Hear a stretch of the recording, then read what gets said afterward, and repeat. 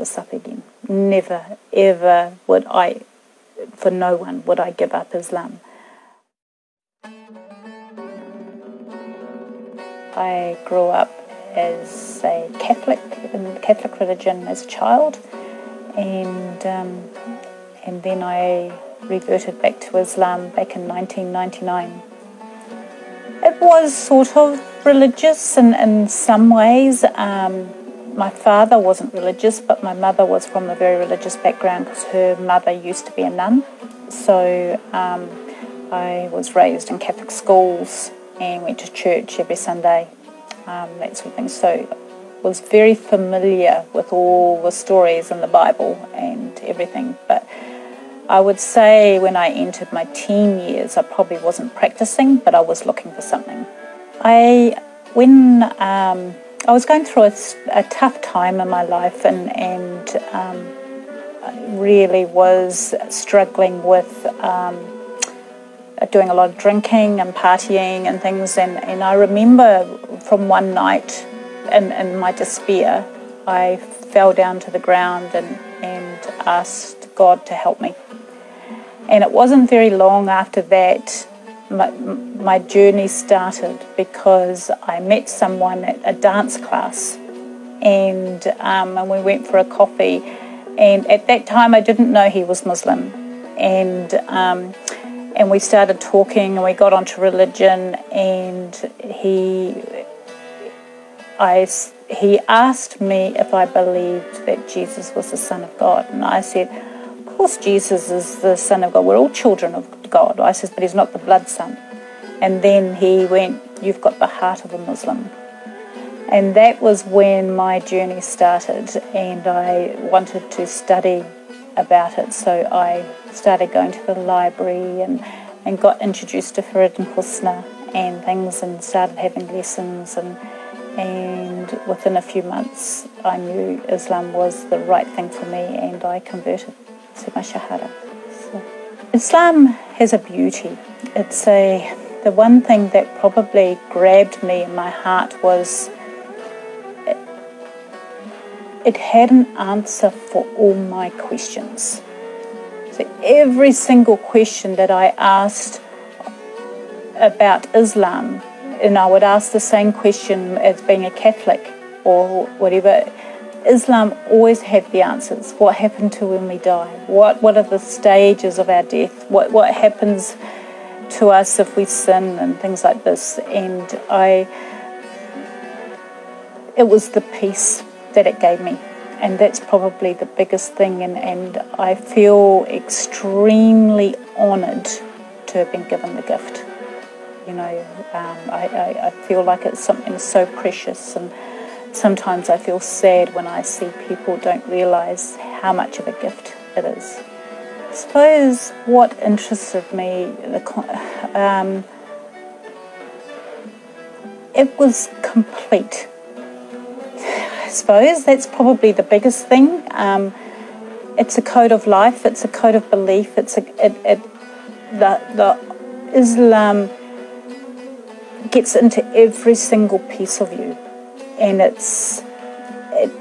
if you trust in God and and the information that He's given us through the Sunnah and the Quran is like, how would I describe it? It's the most beautiful contentment that I get from life now. If I struggle with something, I try to remind myself that trust in Allah. So He knows best. So all the struggles we've gone through over the last few years has probably been the biggest test of my faith, you know, because it's been hard losing Husna and seeing Shifa not have her mum, you know, has been the biggest struggle for me, I suppose.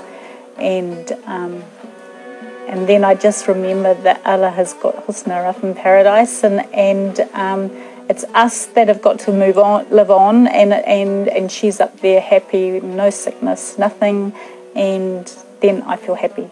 So when I first accepted Islam, I think it was probably a struggle for myself as well as other people, in the sense that anyone that I knew did not like that I accepted Islam.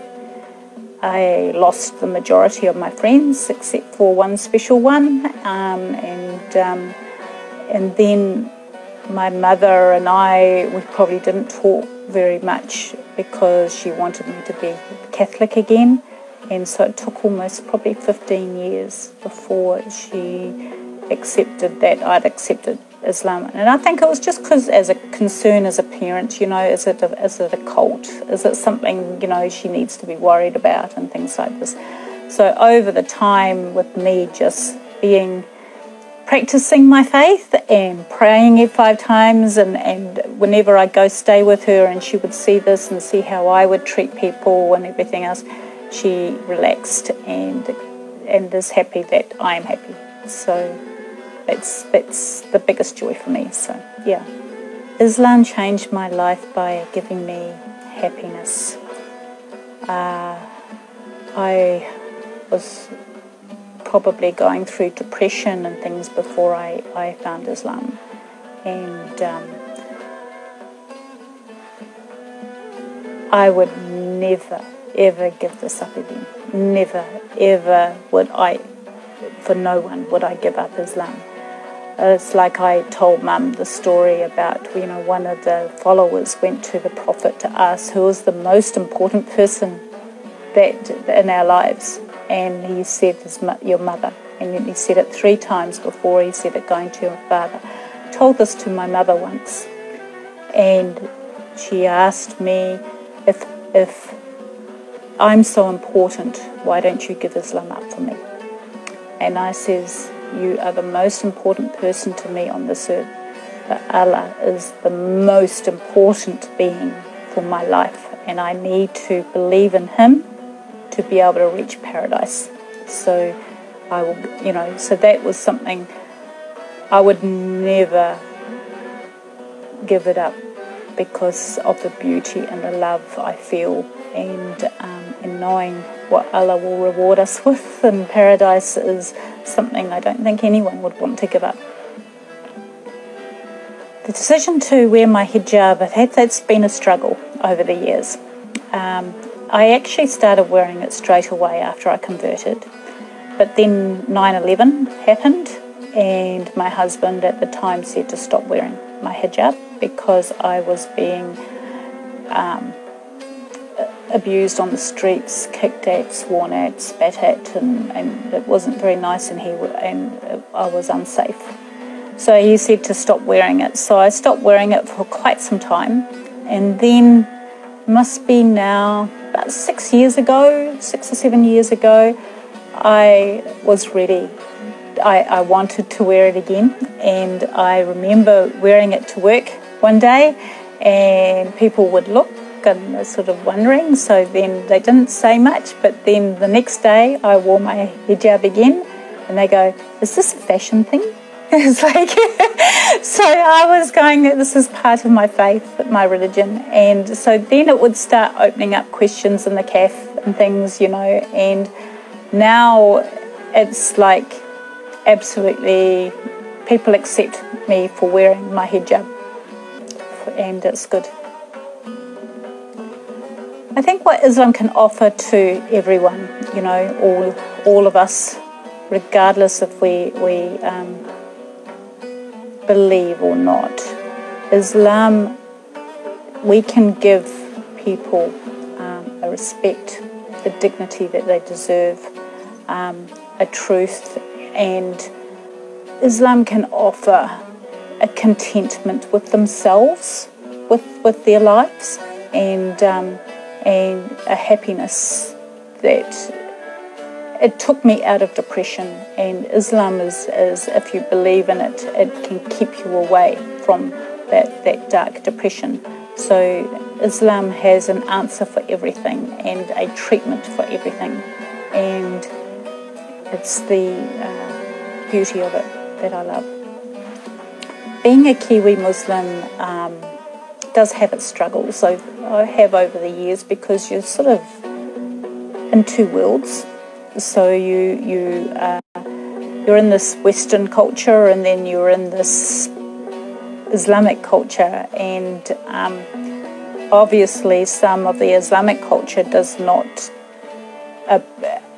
abide by some of the Western culture, like, you know, going to bars and drinking and clubbing and things. And so it's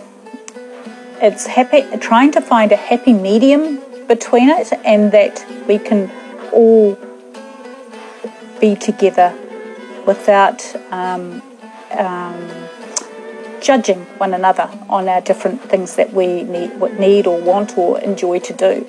And I have found that if I actually say if I'm uncomfortable about something, so like at work, when I work, you know, sometimes they will do a Christmas do or something like that, where one time they did it at the races. So I said, well, I can't go to the races, but they said they were going to do a dinner first. So I went to the dinner and then left while they went for the races. So I tried to compromise, and they also compromise, and it's wonderful because now my work, they would always buy me a ginger beer for a drink while everyone else is having alcoholic drinks, you know. And so it's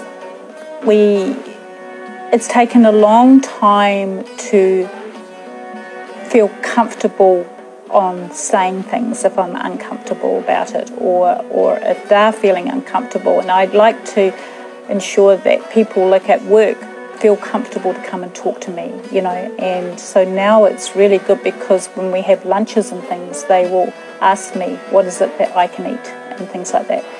And, you know, even now, like before, when I first converted, I was too scared to ask if I could pray at work, you know.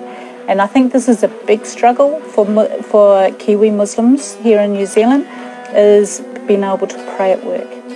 And one day I asked my workplace, I said, can I pray in a meeting room? And they said, of course you can. So I said, can we put a curtain or something on the door, you know, so for privacy. And they did. They put a curtain on the door and they allowed me to pray. And then the next office we went to, they end up putting that opaque stuff on the door, you know, so that you've got privacy.